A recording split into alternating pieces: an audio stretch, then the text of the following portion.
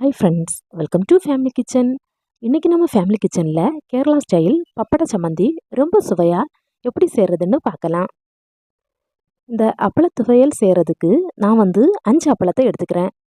துவையலுக்கு தேங்காய் அதிகமாக சேர்க்குறதா இருந்தால் அப்பளமும் அதிகமாக எடுத்துக்கோங்க. 1/4 கப் அளவில் தேங்காய்க்கு 5 அப்பளம் சரியாக இருக்கும்.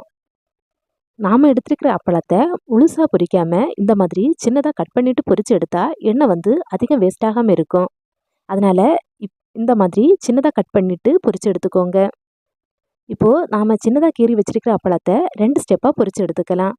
அதுக்கு ஒரு கடாயில் கொஞ்சமாக எண்ணெய் சேர்த்து எண்ணெய் நல்லா சூடானதும் அப்பளத்தை எண்ணெயில் சேர்த்து ஒரு கரண்டி வச்சு கலந்து விட்டுட்டு பொரிஞ்சதும் வெளியே எடுத்துக்கோங்க. மீதி இருக்கிற அப்பளத்தையும் இந்த மாதிரி பொரித்து எடுத்துக்கோங்க.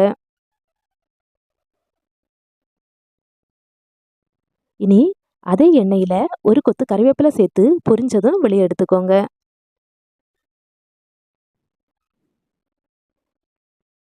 அதே மாதிரி 3 வத்தல் மிளகை எண்ணெயில் சேர்த்து மிளகு கொஞ்சம் ஃப்ரை ஆகி வந்ததும் வெளியே எடுத்துக்கோங்க.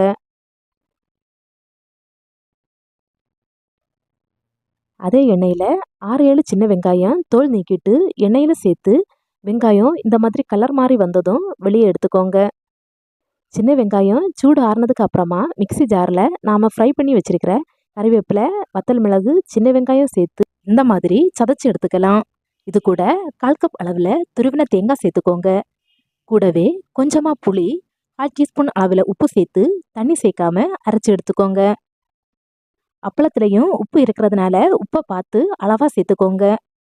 கடைசியாக நாம் பொரிச்சு வச்சுருக்கிற அப்பளத்தையும் சேர்த்து அரைச்சி எடுத்தால் நம்மளோட அப்பள துவையல் ரெடி ஆயிடுச்சு. கஞ்சி கூட சாப்பிட்றதுக்கு இந்த அப்பள துவையலோட டேஸ்ட்டே தனி தான். நீங்களும் வீட்டில் ட்ரை பண்ணி பார்த்துட்டு எப்படி இருந்துச்சுன்னு கமெண்ட்டில் சொல்லுங்கள். வீடியோ பிடிச்சிருந்தா லைக் பண்ணுங்கள், ஷேர் பண்ணுங்கள். மறக்காமல் சேனலை சப்ஸ்கிரைப் பண்ணுங்கள்.